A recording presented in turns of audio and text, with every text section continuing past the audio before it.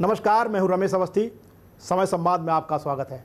आज हमारे साथ हैं एक खास मेहमान, उत्तराखंड के मुख्यमंत्री त्रिवेंद्र सिंह रावत जी। संघ में सिपाही के रूप में अपनी राजनीतिक यात्रा शुरू करने वाले रावत जी उत्तराखंड से 3 बार विधायक चुने गए। आज सूबे के मुख्यमंत्री हैं। सरलता, सौम्यता और स्पष्टवादिता भी इनकी पहचान है। आज हम इनसे कई मुद्दों पर बातचीत करेंगे, लेकिन इससे पहले जान लेते हैं इनके राजनीतिक करियर के बारे में। उत्तराखंड के 9वें मुख्यमंत्री त्रिवेंद्र सिंह रावत का जन्म सन 1960 में पौड़ी जिले के खैरासैंण गांव में हुआ। उनकी शुरुआती पढ़ाई लिखाई खैरासैंण में हुई। वो शुरू से ही आरएसएस के कार्यक्रमों में बढ़ चढ़कर हिस्सा लेते रहे। गढ़वाल विश्वविद्यालय से स्नातकोत्तर की डिग्री लेने के बाद त्रिवेंद्र सिंह रावत 1984 में देहरादून आ गए, जहां उन्हें आरएसएस के अहम पदों की जिम्मेदारी सौंपी गई। देहरादून में संघ प्रचारक की भूमिका निभाने के बाद त्रिवेंद्र सिंह रावत को मेरठ का जिला प्रचारक बनाया गया। यहाँ इनके काम से संघ इतना प्रभावित हुआ कि उत्तराखंड बनने के बाद 2002 में हुए विधानसभा चुनाव में इन्हें डोईवाला से बीजेपी का टिकट दे दिया गया।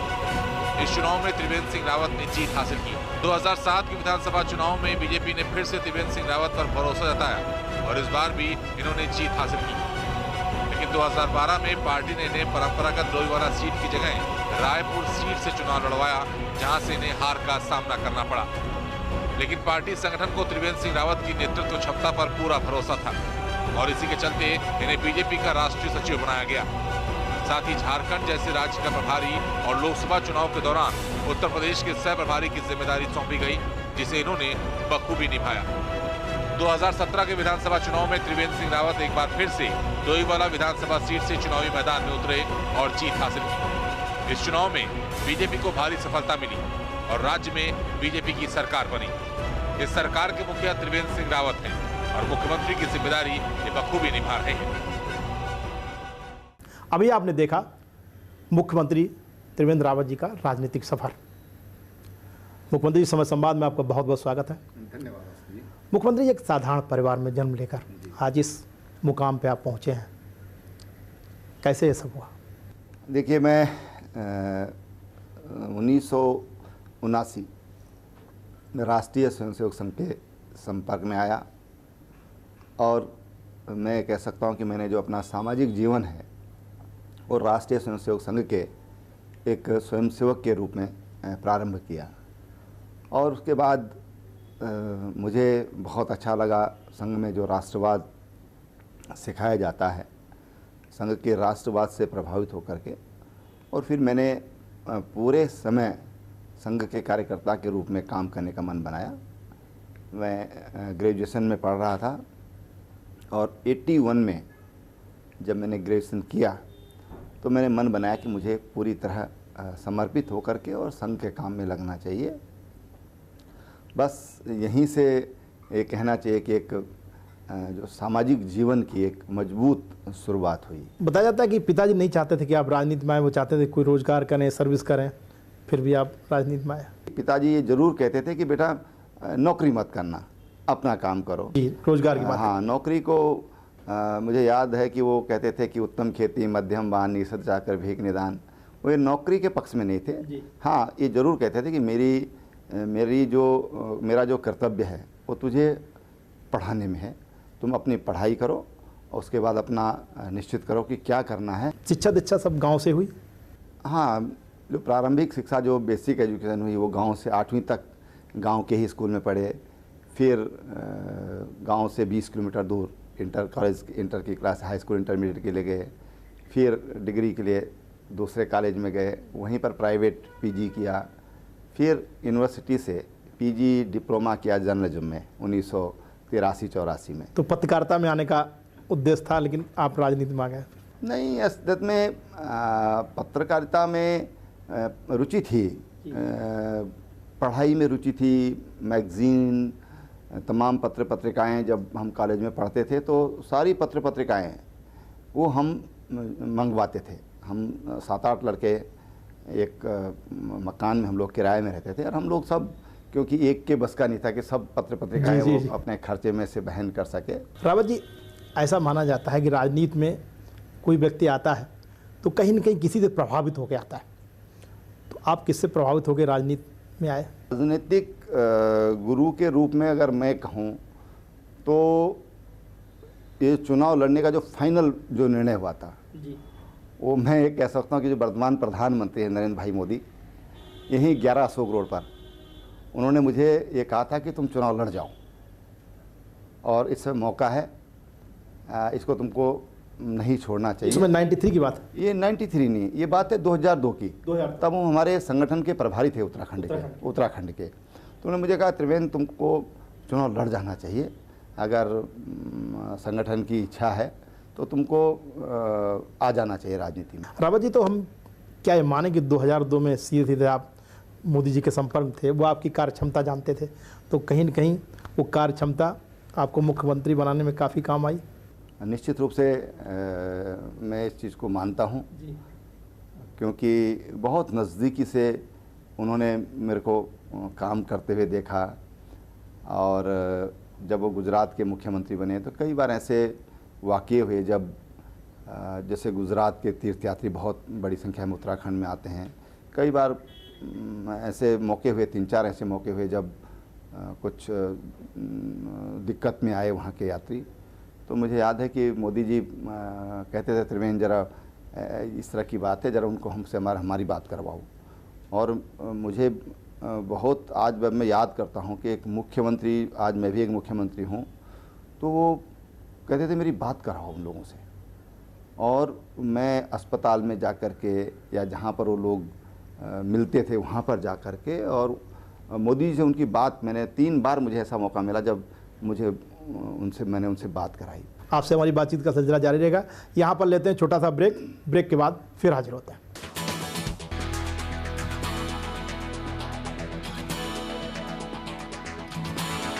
ब्रेक के बाद फिर आपका स्वागत है। हमारे साथ हैं उत्तराखंड के मुख्यमंत्री रावत जी।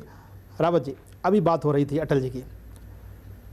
दीनदयाल उपाध्याय और श्यामा प्रसाद मुखर्जी की जोड़ी राजनीति में काफ़ी सक्रिय रही, उसके बाद अटल अडवाणी जी और अब शाह जी और मोदी जी की जोड़ी। क्या फ़र्क आप तीनों में महसूस करते हैं? उद्देश्य सबका एक है, चाहे पंडित दीनदयाल उपाध्याय जी रहें, उनके ही जो राजनीतिक दर्शन है उसी को अटल जी ने आधार बनाया और उसी आधार पर मोदी जी काम कर रहे हैं। और आज जिस तरह का मौका मिला है भारतीय जनता पार्टी को, उसमें साफ साफ दीनदयाल जी का जो राजनीतिक दर्शन है उसकी छाया साफ साफ दिखाई देती है। और इतना ही नहीं बल्कि बहुत गहराई से दिखाई देती है। विशेषकर जो पंडित जी ने कहा था कि दरिद्र नारायण और विकास की पंक्ति में जो सबसे आखिर में खड़ा है उस तक विकास कैसे पहुँचे। और यही नहीं, दीनदयाल जी ने अपने राजनीतिक दर्शन में एक बात कही थी कि देश का भला कब होगा और कब हम ये मानेंगे कि लोकतंत्र हमारा फल फूल रहा है। तो उन्होंने लिखा है कि जिस दिन इस देश के प्रधानमंत्री की कुर्सी पर कोई ऐसा व्यक्ति बैठेगा जिसने पैरों की बिवाई का दर्द महसूस किया हो। और आज दीनदयाल जी ने जो बात कही थी, आज ऐसा व्यक्ति देश का प्रधानमंत्री बना है जो एक बहुत ही गरीब परिवार से और जिसने हर तरह का कष्ट जीवन में झेला है। रावत जी, अगर 100 दिन के आपके कार्यकाल की बात करें तो किन किन उपलब्धियों की बात करेंगे आप? 100 दिन का समय यद्यपि बहुत अधिक नहीं होता है, लेकिन जो अवस्थापना सुविधाएं हैं, चाहे हमने आज जो हमने अभी 5-1 दिन पहले समझौता किया है भारत सरकार के साथ में, मुजफ्फरनगर, देवबंद, रुड़की और यही रेल मार्ग आगे चल कर के कर्णप्रयाग और बद्रीनाथ तक जाएगा। आज इस जो हमने जो ये मुजफ्फरनगर, देवबंद, रुड़की वाला जो हमारा समझौता हुआ है भारत सरकार के साथ में, ये मार्ग बनने के बाद 6 घंटे का समय हमारे तीर्थयात्रियों को बचेगा। यानी कि अवस्थापना की दृष्टि में इसको एक बहुत बड़ी उपलब्धि मानता हूँ। इसी तरह से जो 4 धाम यात्रा मार्ग है और जो एयर कनेक्टिविटी है, आज देहरादून का जो हमारा एयरपोर्ट है वो अंतर्राष्ट्रीय एयरपोर्ट हो गया है। हमने जो हमारी हवाई पट्टियाँ जो सीमाओं पर है, जैसे गौचर है सबसे नज़दीक है सीमा से, इसी तरह से हमारी चिन्याली सौड़ की हवाई पट्टी है वो भी एकदम उत्तरकाशी ज़िले में और सीमाओं तक वो लगी हुई। इस तरह पिथौरागढ़ है, एकदम जो देश की सीमांत क्षेत्र है वहाँ पर ये हवाई पट्टियाँ हमारी हैं। आज हम सबका आधुनिकीकरण हम लोग करने जा रहे हैं। देहरादून का इंटरनेशनल हो रहा है तो उनको हम आधुनिकीकरण उनका करने हम लोग कर रहे हैं। इसी तरह से हम लोगों ने इन 3 महीनों में जो महत्वपूर्ण निर्णय लिए हैं, एक बड़ी समस्या जो खड़ी हो रही है और जो एक बहुत बड़ा चेंज दिखाई दे रहा है कि जो वाटर सोर्सेज है, हमारे आबादी बढ़ रही है और वाटर सोर्सेज हमारे कम हो रहे हैं, सिकुड़ते जा रहे हैं। तो हमने इस बार 250 करोड़ का बजट लगभग नए जलाशय बनाने के लिए हमने रखा है, ताकि आने वाले 25-50 साल तक वो हमारी पानी की जो आवश्यकता है उसकी पूर्ति कर सकें। अभी तक जो आंकड़े बताते हैं कि हम लगभग 0.4% रेन वाटर का ही इस्तेमाल कर पाते हैं। तो हम ये चाहते हैं कि इस रेन वाटर का इसको हम रोकें, गांव के पानी को गांव में रोकें, क्षेत्र के पानी को क्षेत्र में रोकें और वहाँ पर जलाशय निर्माण करके उसका बहुउद्देशीय उपयोग भविष्य में हम कर सकें और जो मूल आवश्यकता है पानी की उसको पूरा किया जा सके।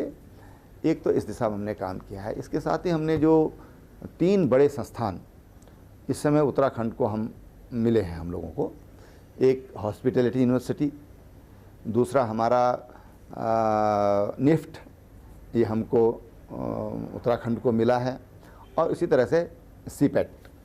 और सीपेट हमारा बस इसी जुलाई अगस्त से हमारा शुरू हो जाएगा। इसी सत्र में हमारी पूरी तैयारी हो गई है और बहुत कम समय में, अभी मुश्किल से मुझे लगता है कि 20-25 दिन पहले हमारे पास भारत सरकार ने उसको हमको एक तरह से गिफ्ट किया है, मैं कहना चाहूँगा। एक जो बिल्कुल हटकर हमने निर्णय लिया है वो है 13 डिस्ट्रिक्ट 13 न्यू डेस्टिनेशन। देश की आज़ादी के बाद नए ऐसे पर्यटन स्थल हम विकसित नहीं कर पाए जिसकी एक कमी खलती है, बड़ी संभावना है। और जो हमारे पर्यटन स्थल हैं उन पर बहुत ज़्यादा लोड है। हमने एक सारे जिलाधिकारियों को निर्देश दिया है कि आप 3-3, 4-4 ज़िले में ऐसे केंद्र जो विकसित किए जा सकते उसको देखिए, उनमें से फिर हम एक केंद्र को लेते जाएंगे, अपने जो संसाधन है उसके आधार पर उनको विकसित करेंगे। एक नया कॉन्सेप्ट ये कहना चाहिए हम लोग इस बार उत्तराखंड में उस पर हम काम कर रहे हैं। रावत जी, उत्तराखंड की अगर बात की जाए, पलायन एक बड़ी समस्या रही है और अभी भी पलायन रुक नहीं रहे। मैं आपको बताऊं कि जो हमारा पहला विधानसभा सत्र हुआ, राज्य में हमने रोजगार सृजन और कौशल विकास एक नया मंत्रालय हम लोगों ने बनाया। उसका नोटिफिकेशन बहुत जल्दी 2-3 दिन में हो सकता है आज तैयार हो गया हो, उसका नोटिफिकेशन हो जाएगा। इसके साथ ही हमारे जो किसान हैं, हमारा राज्य एक पहला राज्य है जहाँ पर हमने अपने किसानों के लिए 2% पर सीमांत और लघु किसानों के लिए हमने ऋण की घोषणा की है और बहुत जल्दी उसका भी क्योंकि अभी इसी सत्र में ये सब कुछ हुआ है, हमने उस पर निर्णय लिया। इसी के साथ हमने एक पलायन पर एक कमेटी हम लोगों ने बनाई है। सतपाल महाराज जो हमारे एक सीनियर मिनिस्टर हैं, उनकी अध्यक्षता में एक कमेटी हमने बनाई है। लेकिन मुझे लगता है कि ये अपर्याप्त है। हम बहुत जल्दी उसके लिए एक कमीशन बनाने पर विचार कर रहे हैं ताकि माइन्यूटली वो अध्ययन कर सके कि पलायन हो रहा है तो किन कारणों से हो रहा है। पलायन के 2 कारण हैं। एक तो ज़बरदस्ती का पलायन है कि मजबूरी में कोई पलायन कर रहा है, और एक विकास को लेकर के पलायन कर रहा है, जो एक पॉजिटिव कहना चाहिए और कोई बुरी बात नहीं है। लोग आते जाते हैं अपने व्यवसाय के लिए, अपने नौकरी धंधे के लिए, अपनी आजीविका को मजबूत करने के लिए जाते हैं, तो बहुत अच्छी बात है। अभी आपने किसानों की बात की, विजन डॉक्यूमेंट में भी कहा किसानों की समस्याओं को लेकर, चाहे उनके लोन की बात हो, गन्ना किसानों के भुगतान की बात हो, लेकिन गन्ना किसान तो अभी भी धरना प्रदर्शन कर रहा है, उसकी समस्या समाधान नहीं हुई। निश्चित रूप से हमारे पर लगभग 125 करोड़ से अधिक गन्ना किसानों का बकाया है और हमने अभी इस समय उनके लिए लगभग 46 करोड़ रुपया हमने किसानों के लिए बजट में प्रावधान किया है। तो अब राज्यपाल महोदय के 2-4 दिन में उनके हस्ताक्षर हो जाएंगे, तो मुझे लगता है कि जो गन्ना किसानों का जो भुगतान है वो हम देना प्रारंभ कर देंगे। एक बड़ी समस्या है शराबबंदी की समस्या। लोगों का मानना था कि सरकार आएगी तो शराबबंदी लागू हो जाएगी। बिहार में शराबबंदी है, माना जा रहा था उत्तराखंड में, लेकिन शराबबंदी नहीं हुई। महिलाएं अभी प्रदर्शन कर रही हैं। ये बात ठीक है आपकी, लेकिन हमने कभी भी शराबबंदी का नारा नहीं दिया है। शराबबंदी के क्या परिणाम होंगे, क्या दुष्परिणाम होंगे, वो भी हमारे पास अनुभव है। पहले एक बार जब मुरारजी भाई देश के प्रधानमंत्री बने थे, उस समय भी देश में शराबबंदी लागू की गई थी और उसके किस तरह से सामाजिक और आर्थिक प्रभाव पड़े, वो एक लंबा अनुभव है। हरियाणा ने शराबबंदी करी, उसका सोशियो इकोनॉमिक इफ़ेक्ट्स वो सारा अभी हमारी आंखों के सामने और अपने स्मृति पटल पर आता है। ऐसे बिहार में आज शराबबंदी हुई है।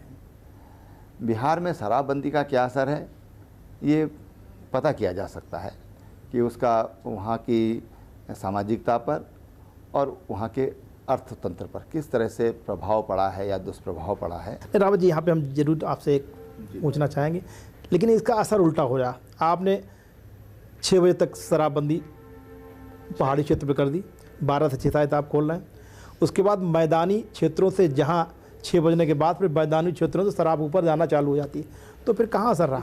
हमारे पास हर तरह के अनुभव आज हमारे पास हैं और इसलिए हमारी जो नीति है वो शराब को कम करने की है, बंद करने की नहीं है, कम करने की है। आपसे हमारी बातचीत का सिलसिला जारी रहेगा।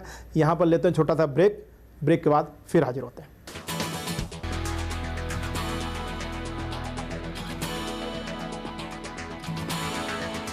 ब्रेक के बाद फिर आपका स्वागत है। हमारे साथ हैं उत्तराखंड के मुख्यमंत्री त्रिवेंद्र रावत जी।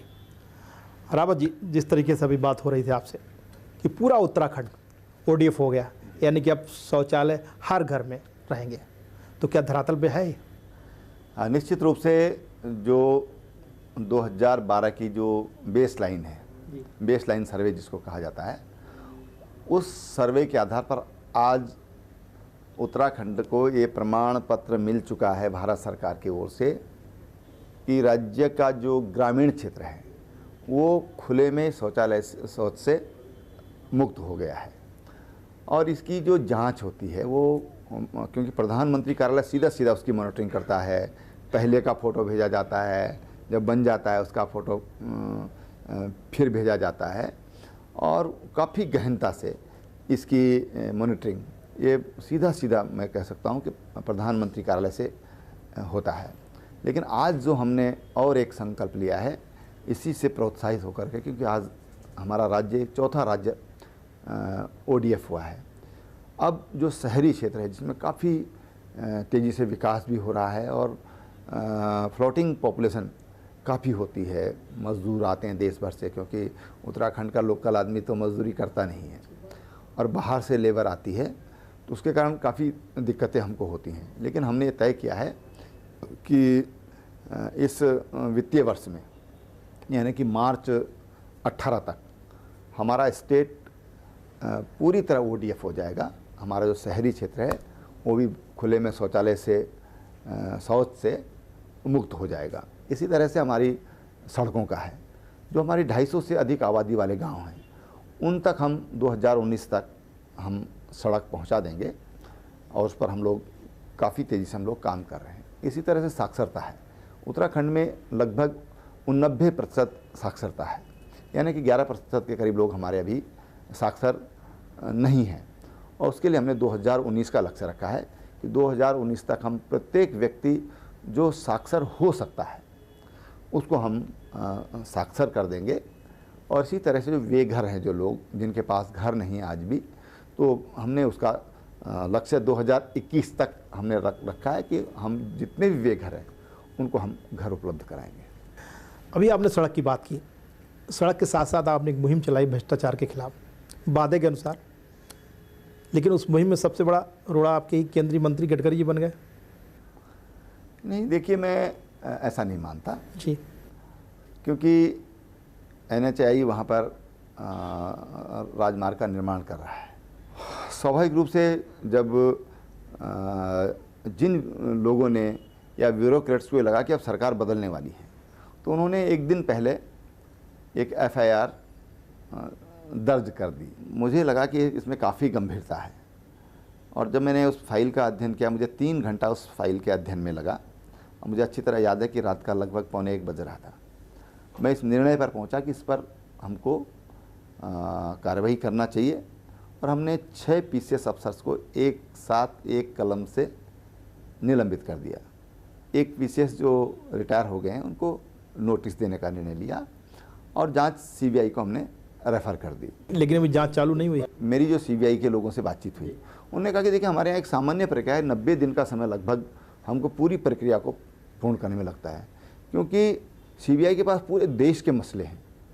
पूरे देश में जो तरह तरह के इस तरह के घटनाएं घटित होती हैं उनको सीबीआई करते हैं। उनको अपने केवल राज्य सरकार ने उनको रेफ़र कर दिया तो इससे वो सहमत नहीं होते। वो अपना भी उनका अपना इन्वेस्टिगेशन का तरीका है, किसको लेना है किसको नहीं लेना। मुझे याद है 13 मसले उत्तराखंड के सीबीआई के पास गए, उनमें से एक उन्होंने एक्सेप्ट किया है। रावत जी, मेरा कहने का सिर्फ यह आशा था कि जब एक मुख्यमंत्री सीबीआई की जांच की मांग करता है और वही केंद्रीय मंत्री बिना मुख्यमंत्री से बात किए हुए इसका विरोध करता है, तो इससे कहीं ना कहीं पार्टी की क्रिकेट नहीं, देखो उसको मैंने कहा कि मैं विरोध नहीं मानता, ये विरोध नहीं है। उन्होंने ये नहीं कहा कि जांच मत करिए, उन्होंने ये कहा कि भाई हमारे अधिकारी हमारे पास आए हैं, वो इस तरह की बात करते हैं और प्रथम दृष्टया ऐसा लगता भी है। हम भी सोचते हैं कभी कभी कि वाकई मतलब वो तो फंडिंग एजेंसी है, वो उनको किसी को चेक NHI नहीं काटता, वो तो डिस्ट्रिक्ट मजिस्ट्रेट काटता है, या जो हमारे भूमि अवाप्ति अधिकारी हैं वो उसका अर्जन करते हैं भूमि का। तो सेंटर तो एक तरह से प्रोवाइडर हो गया एक तरह से, और जो काम करने की जो जिम्मेदारी है उसकी प्रमाणिकता जो प्रमाण करने का जो काम है वो राज्य की जो एजेंसी उनका काम है। तो प्रथम दृष्टया ऐसा लगता है। अब जांच होगी तो जांच में सब चीज़ें क्लियर हो जाएंगी। मुख्यमंत्री, एक खनन नीति की बात की जाए, आज जो खनन नीति है कई जगह खुले रूप से खनन हो रहे हैं, लोग पकड़े जा रहे हैं। कांग्रेस का कहना है कि जो खनन नीति हमने बनाई थी कमोबेश वही खनन नीति आज भारतीय जनता पार्टी ने बनाई, तो हमें उनमें अंतर क्या था, जबकि मेरे ऊपर आरोप लग रहे थे भ्रष्टाचार। देखिए, अभी हमने खनन की कोई नीति ही नहीं बनाई है। अभी हमने अगर कोई नीति अपनाई है तो ये नीति अपनाई कि हम चोरी नहीं होने देंगे। लगभग 45 के करीब क्रैशर ऐसे थे कि जो अवैध रूप से चल रहे थे, हमने उनको रोका। हमने जिलाधिकारियों को कहा कि भाई आप इस पर फोकस करिए, और फोकस करने का आज परिणाम आ रहा है। पूरे साल भर में जिस जिले से 13 करोड़ की राजस्व प्राप्ति हुई थी और पहले 21 दिन में उस जिलाधिकारी ने वहाँ पर 20 करोड़ रुपया केवल पेनल्टी से ही पेनल्टी लगाई है। मुख्यमंत्री, शिक्षा की अगर बात की जाए उत्तराखंड में, तो शिक्षा व्यवस्था में लगता है कि जो ट्रांसफ़र पोस्टिंग होते हैं उनमें जो प्रभावशाली लोग होते हैं उनमें आपके मंत्री लोग भी रहते हैं। कांग्रेस सरकार में हुआ कमोबेश इस कारण कि अगर वो उनकी दूर दराज उनके परिवार की पोस्टिंग होती है तो उनको अटैचमेंट करके मुख्यालय में कर दिया जाता है। तो कहीं ना कहीं ये दो तरफी नीति है या ये ट्रांसफरेबल नहीं है? बिल्कुल आपका सवाल बिल्कुल सही है और 100% सही होगा ये मैं नहीं मानता लोकतंत्र में। कम से कम मेरा जैसा व्यक्ति इस चीज़ को बिल्कुल नहीं मानता है। नहीं, इसीलिए तो स्पष्ट बात था आपके। और इसलिए थोड़ा बहुत मैं मानता हूँ कि ये फिर भी होगा जी, फिर भी होगा चाहे हम कितना कुछ कर लें जी। लेकिन ये मैं कह सकता हूँ कि आज हमने चिकित्सकों के स्थानांतरण किए, कहीं पर कोई हमने उसको उद्योग नहीं बनने दिया। हमने स्थानांतरण को उद्योग बनाने से रोका है। पहली बार इन 17 सालों में ऐसा हुआ है कि हमने बागेश्वर में 10 डॉक्टर भेजे एक साथ, हमने पौड़ी में डॉक्टर भेजे, हमने गोपेश्वर में डॉक्टर भेजे, टेहरी में डॉक्टर भेजे, पिथौरागढ़ में डॉक्टर भेजे, 93 डॉक्टर हमने पहाड़ों में भेजे हैं जहां पर चिकित्सा का सरकारी अस्पतालों के अलावा कोई विकल्प नहीं। रावत जी, मैं ये जानना चाहता कि डॉक्टरों के ट्रांसफ़र की बात की, उनमें भी बहुत कम डॉक्टरों ने ज्वाइन किया है और ऐसा भी सुना जा रहा है कि कई डॉक्टर इस्तीफा देने वाले हैं। तो जहां डॉक्टरों की कमी है वहां अगर जो लोग पहाड़ पे जाएंगे, ट्रांसफ़र नीति अच्छी है, लोग अप्रिशिएट कर रहे हैं, लेकिन क्या आप लगता है कि ये डॉक्टर जो मैदानी क्षेत्रों में रहे वो पहाड़ पर जाएंगे? अगर उन्होंने इस्तीफा दिया तो फिर स्थिति दूसरी होगी। सरकार की नीति और सरकार की नीयत क्या है वो बड़ी स्पष्ट है। डॉक्टर जाएंगे या नहीं जाएंगे ये बात का विषय है जी। हम तो उनसे कहना चाहेंगे, अपने डॉक्टर से कहना चाहेंगे, भाई आप सेवा के लिए हैं। डॉक्टर्स में मरीज भगवान का रूप देखता है और अगर डॉक्टर्स वहाँ पर नहीं जाएंगे तो क्या ये डॉक्टर्स की नैतिक जिम्मेदारी नहीं है कि वो वहाँ पर जा कर के पेशेंट्स को देखें? अगर हमारा राज्य बना है तो ये पर्वतीय राज्य है, उसके पीछे बड़ी स्पष्ट कल्पना है कि उत्तराखंड एक पर्वतीय राज्य है और पर्वतीय क्षेत्रों की उपेक्षा के कारण इस राज्य की डिमांड हुई है। अगर वही स्थिति आज उत्तर प्रदेश जब संयुक्त था, वही स्थिति अगर आज भी रहनी है तो फिर उत्तराखंड बनाने का औचित्य कहाँ रह गया। और इसलिए हम तो ये चाहेंगे कि डॉक्टर्स वहाँ पर जाएं, नहीं तो हम डॉक्टर्स से बातचीत करेंगे भाई कैसे वहाँ पर की स्वास्थ्य सुविधाएं वहाँ पर उपलब्ध कराई जा सकती हैं, उनसे हम बात करेंगे। जो डॉक्टर नहीं जाना चाहेंगे तो उनके बारे में विचार करेंगे। हम तो उनसे अनुरोध करेंगे कि आप जाइए, सेवा करिए राज्य की। भाई आप 5 साल कर सकते हैं, साल भर करिए। मुख्यमंत्री, ये एक बड़ा राजनीतिक मुद्दा रहा है उत्तराखंड में। जब आप विपक्ष में होते तो सबसे ज़्यादा आप उठाते हैं, कांग्रेस विपक्ष में होता तो वो उठाता है। वो गैरसैंण का मुद्दा है, राजधानी मुद्दा है। पिछली सरकार में तय किया गया, आप सब लोगों ने विधानसभा में तय किया कि जब भी बजट सत्र होगा वो गैरसैंण में होगा, लेकिन इस बार आपने नहीं किया। मेरा ये मानना है कि हमको इसका विचार न करके हमको पहाड़ी क्षेत्रों का उनका विचार करना चाहिए। और इसलिए ये बड़ा मुद्दा मेरे विचार से नहीं है कि हम गैरसैंण में ही सत्र करें। गैरसैंण के लिए हमको उसके डेवलपमेंट के लिए हमको काम करना चाहिए। हमें ज़रूर चाहते हैं कि गैरसैंण के लिए कुछ बड़े काम हों, और आपको कुछ दिन बाद नज़र भी आएंगे कि हमने गैरसैंण के लिए कुछ विचार किया है। मुख्यमंत्री, ये बचता क्रम में आपसे भी कई वरिष्ठ लोग हैं, बीजेपी में मिनिस्टर्स भी हैं, उनसे तालमेल कैसे आप बैठाते हैं? देखिए, वरिष्ठता की दृष्टि से अगर हम देखें तो लगभग जो हमारी टीम है वहाँ पर हम सब लोग एक ही वय के हैं सब लोग, और एक साथ हम लोगों ने अपना राजनीतिक जीवन शुरू किया है। आयु में हो सकता है कोई 1-2 हमसे थोड़ा ज़्यादा बड़े होंगे, लेकिन सामान्यतः हम सब लोग एक ही वय के हैं। हम लोगों ने साथ साथ काम किया है, और इसलिए तालमेल की जहाँ तक बात है कोई दिक्कत कहीं पर नहीं है। हम सब लोग मिलजुल करके, और सबसे बड़ी चीज़ होती है कि हम निर्णय कैसे लेते हैं। हम सबसे परामर्श करके निर्णय ले रहे हैं या स्वयं निर्णय ले रहे हैं, और इसलिए हमारा विश्वास ये सामूहिक निर्णय में है, और हमारी पार्टी की भी ये नीति है। आपकी सरकार के एक वरिष्ठ मंत्री हरीश सिंह रावत ने कहा कि पिछली सरकार में हरीश रावत जी का कार्यकाल और निशंक जी का कार्यकाल बहुत अच्छा कार्य रहा, तो क्या है इसको आपके कार्यकाल पे कटाक्ष माने? मेरी उनसे बातचीत हुई थी, मेरे सामने भी बात आई थी, और उन्होंने इस बात को कहा कि भाई ऐसी कोई बात नहीं है। मैंने कोई नाराज़ी तो बताइए भाई, हम साथी हैं पुराने, हम लोग कॉलेज लाइफ में हम लोग साथ साथ थे। कॉलेज हमारे अलग अलग थे, लेकिन संगठन एक ही था। विद्यार्थी परिषद में वो भी थे, उस समय मैं राष्ट्रीय स्वयंसेवक संघ की वर्किंग में था। तो मैंने कोई बात है तो आप मुझे सीधी बात करिए, तो उन्होंने कहा नहीं ऐसी कोई बात नहीं। एक अंतिम सवाल, आपने साधारण परिवार से यहाँ तक मुख्यमंत्री का सफ़र किया, पूरा किया, काफ़ी उतार चढ़ाव देखे, कोई ऐसा खुशनुमा लम्हा जब लगा कि सब कुछ मिल गया, और कोई ऐसा लम्हा जिसने आपको विचलित कर दिया हो? देखिए, मैंने कोई भी काम करता हूँ तो मैं कर्तव्य समझ के करता हूँ, और इसलिए कोई चीज़ मिल गई तो मैं बहुत खुश हो जाता हूँ, ऐसा मैंने कभी न महसूस करता हूँ, और न मैं ऐसा किसी को एहसास हो किसी को ऐसा मैं सोचता भी नहीं हूँ। मैं समझता हूँ कि कोई भी जिम्मेदारी मिलती है उसको एक जिम्मेदारी समझ करके, कोई भी दायित्व मिलता है तो उसको अपनी जिम्मेदारी समझ के निभाना चाहिए। और कोई चीज़ मिल गई तो बहुत ज़्यादा खुश होने की ज़रूरत नहीं है। कोई चीज़ अगर आपसे गुम हो जाए, आपसे छीन ली जाए, तो उसमें बहुत ज़्यादा कष्ट करने की भी ज़रूरत नहीं होनी चाहिए। राजनीति है, राजनीति में उतार चढ़ाव आते हैं। 100 दिन के कार्यकाल से आप पूरी तरह से संतुष्ट हैं?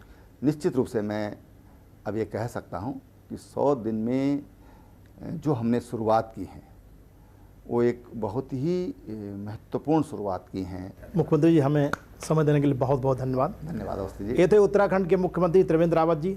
आपका कहना है कि उत्तराखंड में न किसी भ्रष्टाचारी और न भ्रष्टाचार की कोई जगह है। 100 दिन के कार्यकाल से वो पूरी तरह से संतुष्ट है। आज इस कार्यक्रम में इतना ही। आगे की खबरों के लिए देखते रहिए समय यूपी उत्तराखंड। सारा बड़ा।